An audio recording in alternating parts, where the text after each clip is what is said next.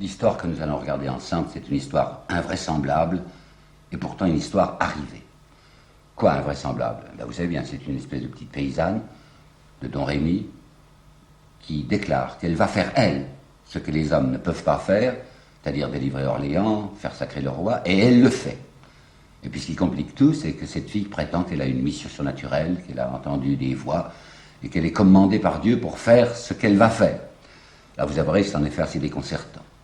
Un homme comme Alain, vous savez, le philosophe, le critique français Alain, qui était agnostique, disait « c'est une belle histoire, c'est peut-être même la plus belle histoire humaine ». Alors essayons de voir.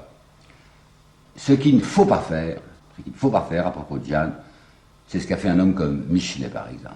Jeanne, vous pensez bien que son histoire invraisemblable a suscité toutes sortes de commentaires. Il y a eu des générations superposées de commentateurs. Si bien qu'on a embelli l'histoire et qu'elle est maintenant couverte de légendes. C'est Claudel qui a dit qu'elle est plus ou moins disparue dans sa légende, la vraie Jeanne. Et Bernard Shaw, qui a écrit une Sainte Jeanne qui est très bien, qui me paraît extrêmement importante, Bernard Shaw disait elle est recouverte d'un badigeon défigurant. Ben, ce qu'il ne faut pas faire, c'est ce qu'a fait Michelet. Quoi donc? Michelet, historien, je l'ai pris au sérieux pendant longtemps. Je me suis aperçu que j'avais eu tort lorsque j'ai commencé à étudier la Révolution française. Je m'étais dit, peut-être la Révolution, il l'a fait un peu vite, tandis que sa Jeanne d'Arc est très célèbre, qu'il a écrite en 1839 et qu'il a publié en 1841, ça c'est de l'histoire sérieuse. Ben, je me suis aperçu que Michelet s'était laissé avoir par quantité de légendes, les fameuses légendes qui couraient sur Jeanne. Michelet, qui était pourtant un archiviste, c'est son métier, il était archiviste, il ne s'est jamais reporté au texte. Ce qu'il faut faire, vous le savez bien, enfin, quand on est devant une histoire n'importe laquelle, il faut prendre les sources, les documents, puis examiner ces documents de près. Michelet ne l'a pas fait, il a travaillé sur les gens qui avaient travaillé avant de lui. Travail de seconde main, qui est toujours désastreux pour un historien. Il a eu 4 bouquins à peu près sur sa table. Il y en a un qui était de Lebrun, l'autre qui était de Beria, un troisième qui était d'un nommé Buchon, et surtout un gros bouquin écrit en 1790 d'un nommé Laverdy. Et ce monsieur Laverdy, lui, il était allé au texte, il était allé vu les documents originaux. Alors le père Michelet, il reprend simplement ce qu'ont dit les uns et les autres, il arrange ça avec une préoccupation presque exclusive de faire de l'effet, enfin, c'est une histoire théâtrale, une histoire d'image d'Épinal, mais il va être coincé, du reste, il va faire une de ces gaffes qu'il ne pardonne pas, c'est pas moi qui l'ai trouvé, c'est un monsieur Rudler. Rudler, en 1925-26, a fait une double thèse sur la Jeanne d'Arc de Michelet. Il a regardé comment Michelet avait travaillé. Alors laissez-moi vous raconter, ça ne dure que 2 minutes, mais ça vaut la peine, une de ces gaffes extraordinaires de Michelet. Monsieur Laverdy, dont je viens vous parler, qui travaillait à la fin du XVIIIe siècle et qui travaillait sur les documents, avait mal lu un texte latin. Il s'agissait de Jeanne qui est en prison et on doit lui faire un nouveau vêtement. Alors il y a le tailleur qui s'amène auprès de Jeanne pour prendre ses mesures, et Laverdy, qui a mal lu le texte, je vais vous dire, dit le tailleur à un moment a été inconvenant à l'égard de Jeanne, il lui a caressé la main, il lui a mis la main sur la main. Alors elle lui a flanqué une gifle. Et Michelet, qui répète ce qu'a dit Laverdy, et qui fait de la sonorité autour, dit « cette main de tailleur, sur la main qui avait porté le drapeau de la France », il y avait de quoi indigner Jeanne. Moi, ça m'avait paru un peu extraordinaire, fait qu'elle se mette dans un pareil état parce que le tailleur lui avait mis la main sur la main. Le texte latin qu'Averdy avait sous les yeux et que Michelet n'a pas regardé ne disait pas per manum, pas sur la main, mais per mammam. Mammam, ça veut dire sur le sein. Ah, je comprends un peu mieux que Jeanne lui ait fichu une baffe parce qu'il lui avait mis la main sur le sein. Eh bien, lui, Michelet, fait l'effet que vous savez un peu extraordinaire chez un démocrate, de dire cette main de tailleur sur la main de Jeanne d'Arc avait de quoi s'indigner. Donc, 0 pour Michelet. Alors, qu'est-ce qu'il faut faire vraiment? Il faut commencer par grouper les documents. Et par bonheur, le travail a été fait d'une manière admirable, épatante, si je puis dire, par un nommé Quicherat. Vous savez, Jules Quicherat, l'homme des dictionnaires latins. Entre 1841 et 1849, ce monsieur Quicherat, qui a fait un travail de bénédictin, est arrivé à rassembler tout ce qui, alors, était connu comme documents originaux concernant Jeanne.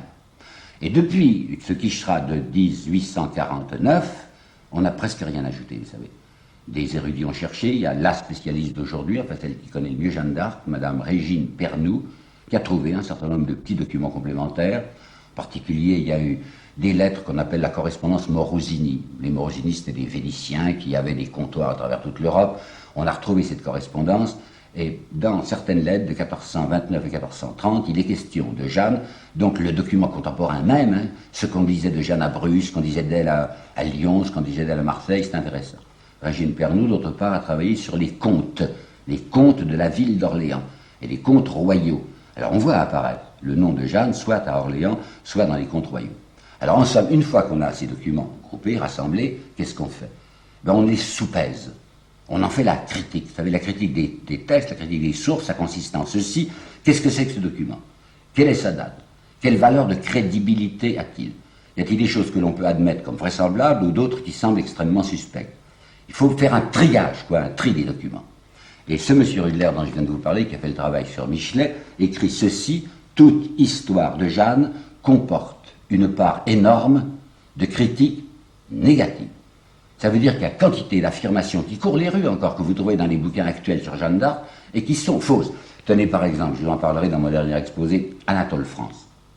Anatole France a fait en 1908 2 très gros volumes d'apparence scientifique sur Jeanne.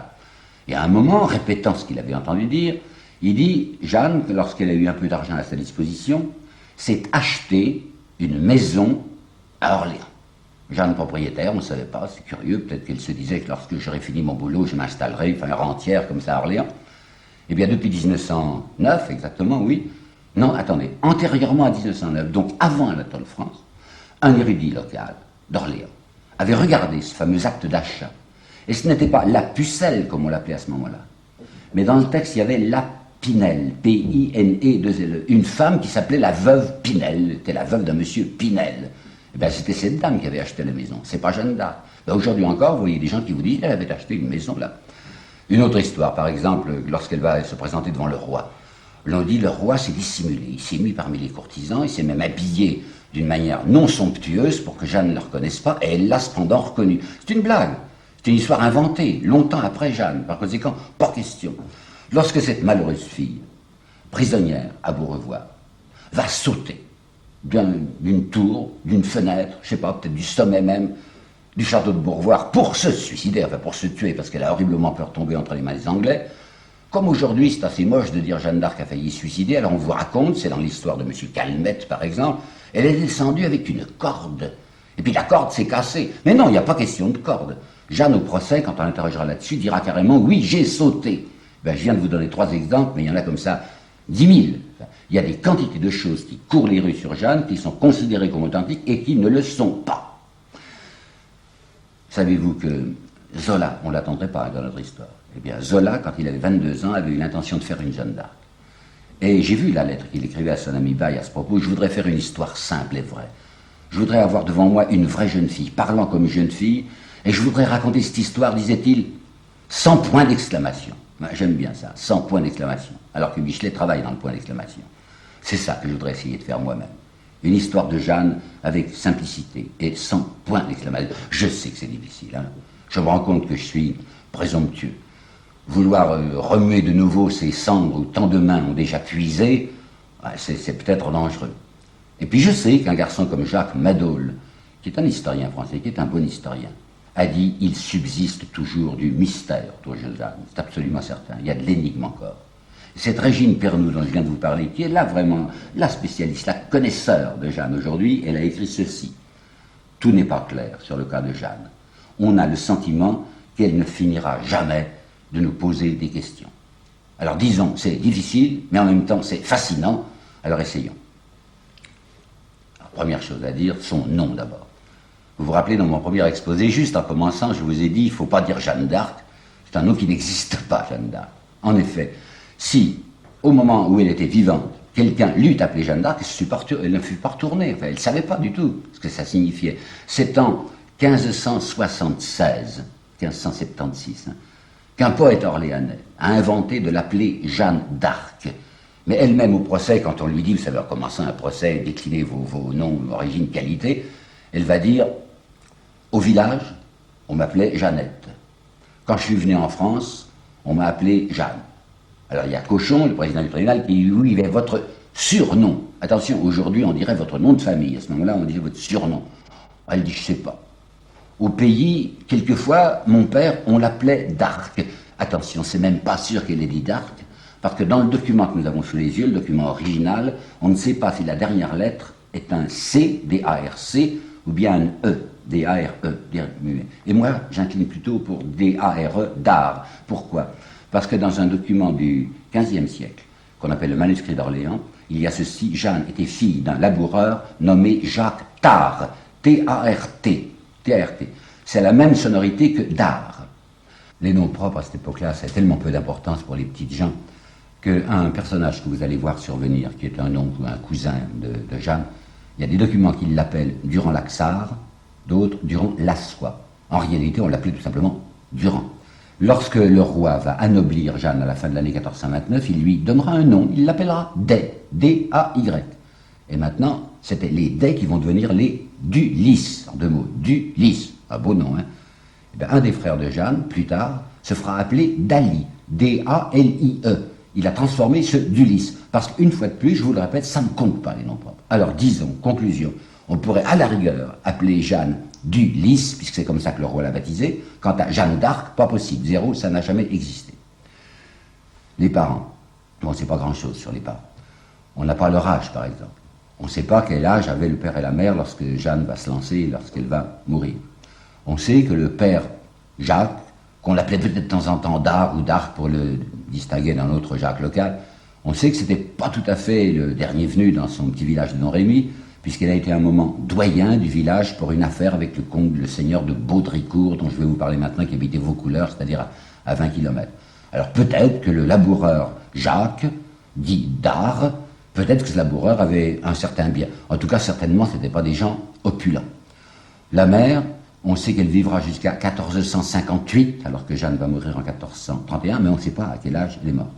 Elle était veuve dès 1440, puisqu'à partir de 1440, elle va vivre à Orléans, entretenue même par la ville d'Orléans. Mais encore une fois, on ne sait pas non plus à quel âge elle est morte et à quel âge le père a disparu.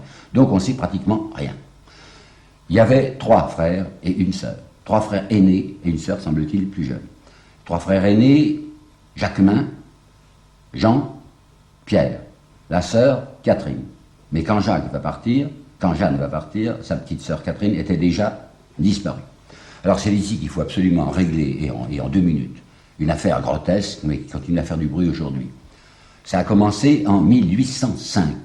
C'est le sous-préfet de Bergerac, qui s'appelait Pierre Cazes, qui a inventé brusquement l'idée que Jeanne d'Arc, en réalité, n'était pas la fille de ses parents, là-bas de Domrémy, mais qu'elle était la fille de sang royal, de la femme du roi, Isabeau de Bavière. Isabeau de Bavière couchait avec son beau-frère Louis d'Orléans, et Jeanne eût été la fille d'Isabeau de Bavière et de Louis d'Orléans. Pourquoi est-ce qu'il a inventé ça, le gars? Parce qu'il s'était dit, comme ça expliquera l'affaire extraordinaire que cette paysanne de rien du tout soit accueillie par le roi, accueillie à la cour, à Chinon. Alors si elle est de sang royal, en douce, enfin ça ne se sait que très secrètement, quelques personnes, le roi bien sûr le sait, alors ça devient de plus en plus explicable que Jeanne de sang royal ait été admise. Malheureusement, pour nous faire avaler une histoire comme celle-là, il faudrait nous apporter au moins un commencement de preuve. Mais il n'y a pas l'ombre d'une preuve. Et même quand vous regardez d'un peu plus près l'affirmation de ces messieurs, car de temps en temps on reprend cette blague, commercialement ça réussit, vous savez, on s'aperçoit qu'il y a des mensonges. Tenez, il y en a un assez gros. On nous dit, lorsque Jeanne était à Chinon et qu'elle parlait avec le roi, le duc d'Alençon s'est amené. Le duc d'Alençon était de sang royal. Alors ceux qui prétendent aujourd'hui que Jeanne en était aussi, disent, à ce moment-là, Jeanne a dit, ah, il est de sang royal, nous ne serons jamais trop de ce sang-là. Vous reportez au texte. Elle n'a pas dit erimus en latin, nous ne serons pas. Elle a dit erunt, ils ne seront jamais assez de sang royal. Donc elle s'excluait du groupe. Alors fermons la parenthèse, ça n'existe pas. Du reste, M. Philippe Erlanger, il n'y a pas tellement longtemps, en 1963, dans un article de la Revue de Paris, a fait justice de cette légende sur laquelle il n'y a pas à insister. Alors maintenant, il faudrait voir la date de sa naissance. C'est un petit problème, ça aussi. Parce qu'il y a des historiens qui vous disent, de la manière la plus catégorique, on sait très bien, elle est née le 6 janvier 1412. Pourquoi? Il y a un document, en effet, de l'époque qui disait qu'elle était née dans la nuit de l'Épiphanie. Le 6 janvier, c'est l'arrivée des mages, c'est l'Épiphanie. Je n'en crois rien. Jeanne, qu'est-ce qu'elle dit, quant à elle, quand on va l'interroger là-bas à Rouen? Quel âge avez-vous? Elle dit, je crois, 19 ans, à peu près, circitaire, dit-elle en latin, circitaire, à peu près, j'ai environ 19 ans. Bon, ça nous reporte à 1412 ou à 1411, mais je vais vous dire pourquoi. Je suis convaincu que ce n'est pas vrai qu'elle est née le 6, parce qu'à ce moment-là, les gens ne comptaient pas par date. Vous savez, les paysans surtout, ils comptaient par fête religieuse. Il y avait Noël, il y avait l'Épiphanie, il y avait la Trinité, il y avait Pâques, il y avait la Pentecôte, etc. Et si Jeanne fut née le jour de l'Épiphanie, soyez bien sûr que ses parents l'auraient noté, auraient gardé ça en mémoire et lui auraient dit. Alors disons simplement, on ignore la date précise de sa naissance, ce doit être la fin de 1411 ou le début de 1412, pas plus. Est-elle Lorraine maintenant ou pas? Non, pratiquement elle est vraiment quoi, elle n'est pas exactement Lorraine. La Lorraine était tout à côté. Je vous ai dit dans mon premier exposé qu'à ce moment-là, des régions comme Nancy ou comme Metz n'appartenaient pas au royaume de France, ça appartenait à l'Empire d'Allemagne. Elle était d'une ville, d'un village, frontière. Il y avait la Meuse, et d'un côté, sur la rive gauche de la Meuse, c'était le royaume de France, de l'autre côté, c'était la Lorraine. Elle était à Domrémy, c'est-à-dire sur la rive gauche de la Meuse, pays barrois, comme on disait, le duc de Bar, le pays barrois, mais elle n'était pas proprement Lorraine.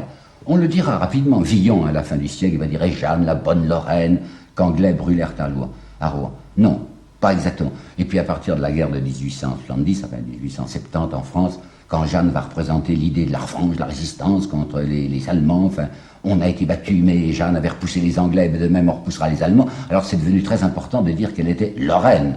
Vous imaginez Maurice Barrès, qui était Lorrain lui-même, enfin tous les effets de menton que vous connaissez au sujet de l'origine Lorraine de Jeanne. Bon, c'est pas vrai, peu importe.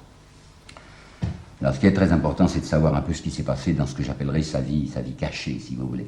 Je vous dis ça en allusion à la vie du Christ, puisqu'il y a eu la vie cachée, comme on dit, puis la vie du Christ, la vie publique, à partir de sa 30e année jusqu'à, paraît-il, sa 33e année. Eh bien, avant que Jeanne ne se fasse connaître, qu'est-ce qu'on sait? Qu'est-ce qui s'était passé dans sa petite vie tranquille? Il y a eu 3 enquêtes qui ont été faites de son temps dans son pays natal, à Domrémy. Il y a une première enquête qui s'est passée en 31, il y a une deuxième en 29, une deuxième enquête qui s'est passée en 31, organisée celle-là par Cochon, puis une troisième enquête 25 ans plus tard, lorsqu'on a voulu la réhabiliter, c'est-à-dire en 1456.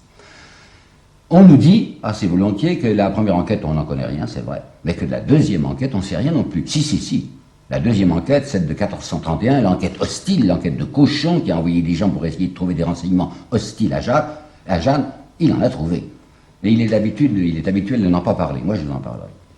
Puis en 1456, lorsqu'on a décidé la réhabilitation de Jeanne, alors on a envoyé de nouveau des enquêteurs, et comme on savait très bien que c'était pour la réhabiliter, tous les enquêteurs sont revenus en rapportant les choses les plus admirables sur cette enfance de Jeanne, qu'elle était d'une piété exemplaire, qu'elle donnait de l'argent, ou plutôt de la laine de ses moutons, au sonneur, lorsque le sonneur avait oublié de sonner complis, par exemple, parce qu'elle y tenait beaucoup, qu'elle s'agenouillait dans les champs lorsqu'elle entendait la cloche.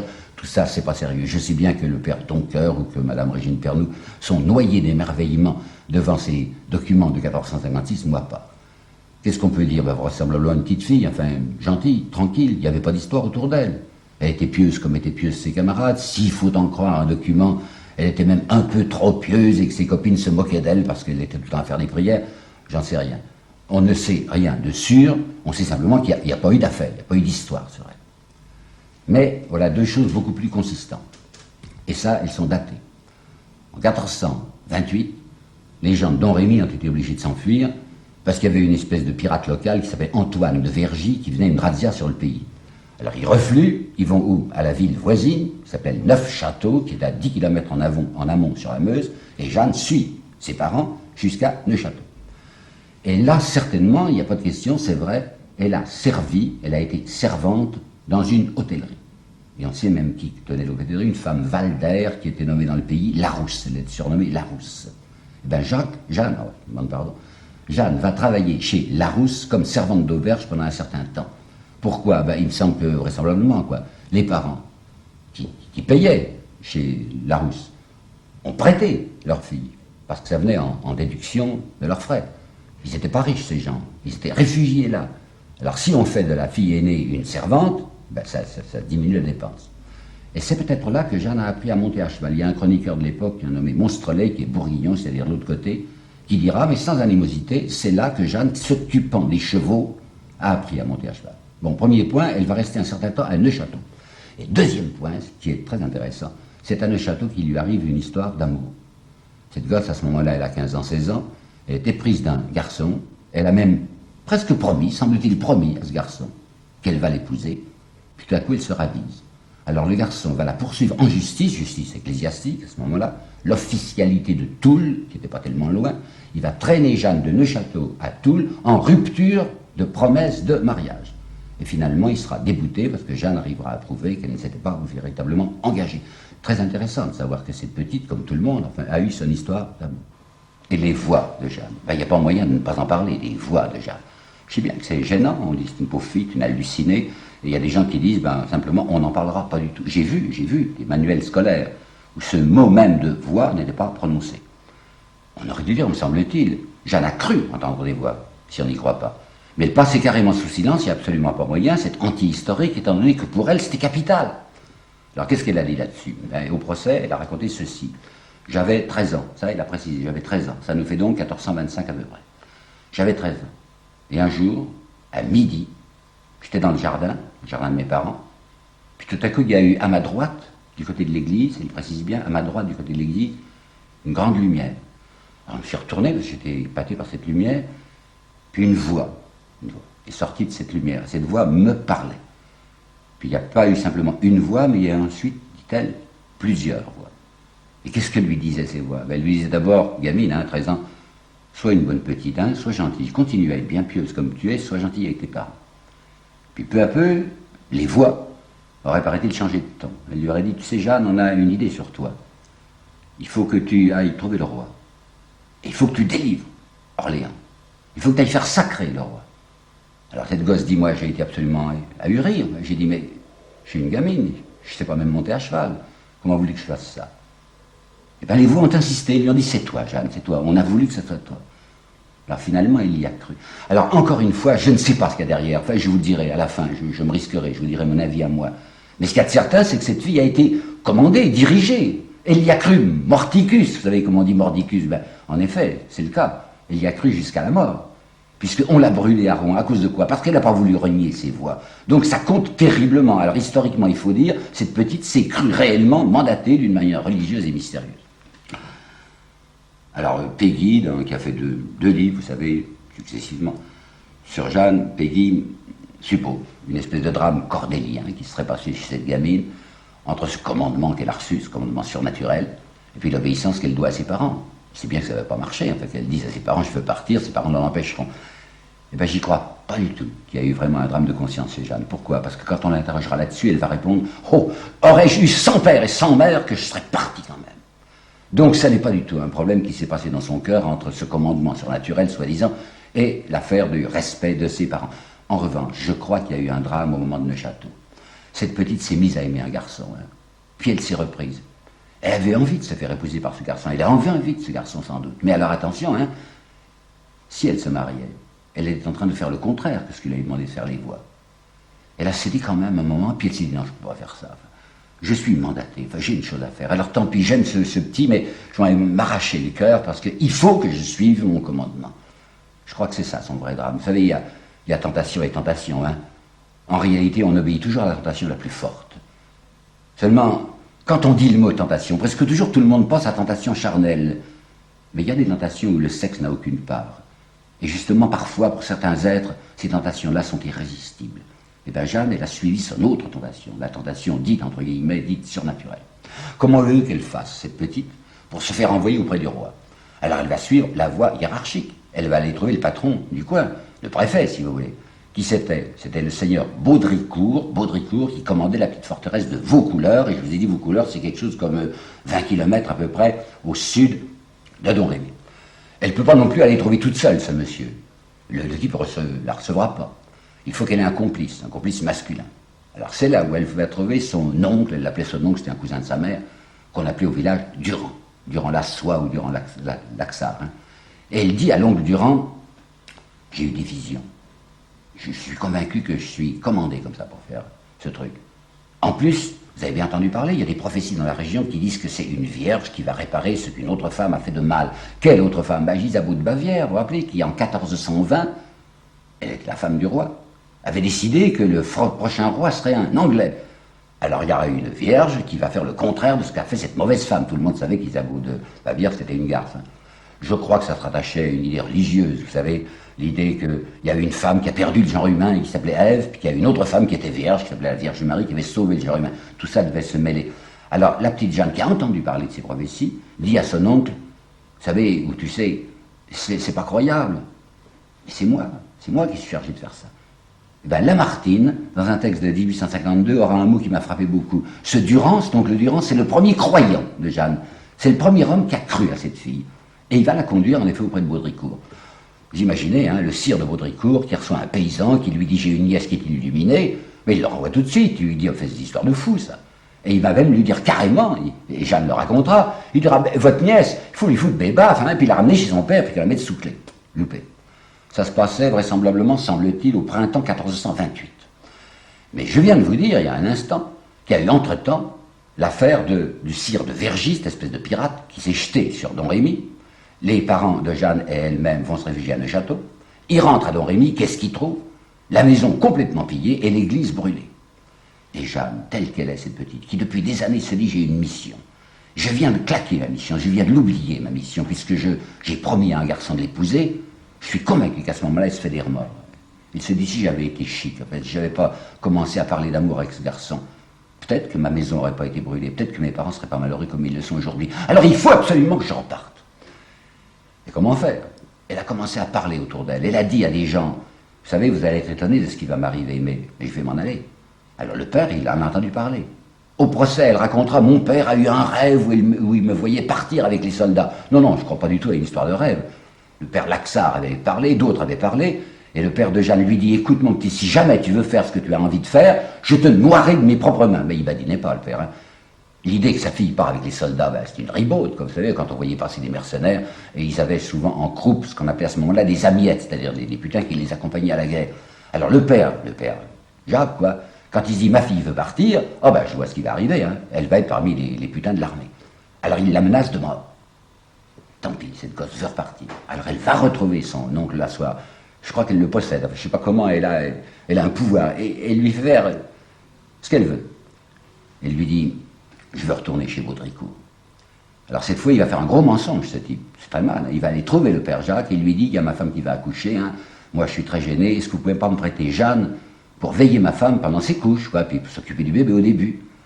C'est un mensonge. Et c'est comme ça qu'il va pouvoir reprendre la petite Jeanne chez son père et la ramener de nouveau à Vaucouleurs. Et cette fois, ça va marcher. Alors là, c'est un vrai mystère. Pourquoi le sire de Baudricourt a marché quand on lui amène cette fille? Elle avait, paraît-il, une robe rouge rapiécée. Ça va marcher, pourquoi? Parce que premièrement, elle s'accroche, la petite. Elle dit, je veux absolument. Alors elle reste là, à Vaucouleurs, c'est un tout petit patelin, Vaucouleurs, et elle parle autour de elle. Elle dit, je suis une fille mandatée de Dieu. Et à ce moment-là, avec la foi populaire, les gens étaient tellement étonnés de voir une inspirée. Alors comme elle était gentille, comme elle était candide, simple, elle avait un bon regard, les gens croient en elle. Alors il y a une rumeur qui se passe autour de Jeanne, et une rumeur même qui se répand, puisque le duc de Lorraine, il n'est pas loin, Nancy c'est pas tellement loin, entend parler de cette fille extraordinaire et veut la voir. Alors le sire de Baudricourt commence à s'intimider, il dit tiens, le duc de Lorraine lui-même s'intéresse à cette fille, Baudricourt lui donne un sauf-conduit, elle va voir le duc de Lorraine. En réalité, vous savez, le duc de Lorraine, il croyait que c'était simplement une sorcière qui était douée de quelques pouvoirs surnaturels, et comme à ce moment-là il se sentait très malade, il convoque la petite pour qu'elle le guérisse. Ça ne marchera pas, elle n'est pas faite pour ça, il lui donnera 4 francs, c'est tout, 4 francs. Elle va revenir, mais enfin elle revient entourée d'un prestige supplémentaire, le duc de Lorraine a voulu la voir. Puis il y a deux gars, deux jeunes seigneurs, l'un qu'on appelait Jean de Metz, et l'autre qu'on appelle Bertrand de Poulengy, qui se mettent à croire à cette gamine. Ce sont des seigneurs, ils ont de l'argent. Et ils ont dit, si Baudricourt ne veut pas te donner de l'argent pour partir, aller auprès du roi, nous, on te donnera de l'argent. On va te trouver un cheval, on va te trouver un vêtement. Baudricourt, c'est un administrateur. Et un administrateur, c'est un monsieur qui doit renseigner les autorités. Vous vous rendez bien compte de ce que c'est Baudricourt, hein? C'est le délégué du roi dans la citadelle de Vaucouleurs. Il est certainement en rapport avec René d'Anjou. René d'Anjou, c'est le patron local, puisque c'est lui qui dirige le Barrois. Et qui c'est René d'Anjou? C'est le fils de Yolande. Et je vous en ai parlé de Yolande, c'est la belle-mère du roi, la maîtresse femme qui tripote dans les affaires politiques. Alors il y a toutes les chances, j'en ai pas les preuves, mais il y a toutes les chances pour que Baudricourt ait averti Yolande. J'ai là sous la main une espèce d'inspirée, enfin une fille, les gens lui font confiance, le duc de Lorraine a voulu la voir, et Yolande a dû lui répondre, écoutez, je peux pas me prononcer, faites voir, enfin envoyez la marchandise, et on jugera sur place. Alors Baudricourt va se décider, il va pas se fendre, hein, il va pas se mouiller. Il ne va pas se mouiller en ce sens qu'il ne donne pas de lettre de recommandation à Jeanne. Il ne va pas se fendre en ce sens que c'est pas lui qui va payer. Il y a cet imbécile là de Jean de Metz qui a dit moi je paye tout. Bon, c'est d'accord. Il va simplement confier Jeanne à un homme d'armes et à un courrier royal, un de ces bons hommes qui venait perpétuellement de la cour à tel endroit à Vaucouleurs et qui repartait. Il s'appelle Collet de Vienne. Alors il y a donc Jean de Metz avec mon serviteur Poulanger avec son serviteur, un homme d'armes et collet, et tout ça s'en va. Quant à Baudricourt, il va dire à la petite, c'est le dernier mot qu'il lui prononcera, ben allez, Jeanne, advienne que pourra. Elle va s'en aller sans passer chez ses parents. Elle a peur de se faire happer, de se mettre sous clé. D'autre part, elle a peur d'une scène, enfin, pas question. Du reste, repasser par Don Rémy, ça serait un crochet. Alors elle se dit, ben, je vais m'en aller, et puis après je m'arrangerai avec mes parents, je demanderai pardon, et je suis sûr que ça s'arrangera très bien, et elle a parfaitement raison, lorsque j'aurai réussi.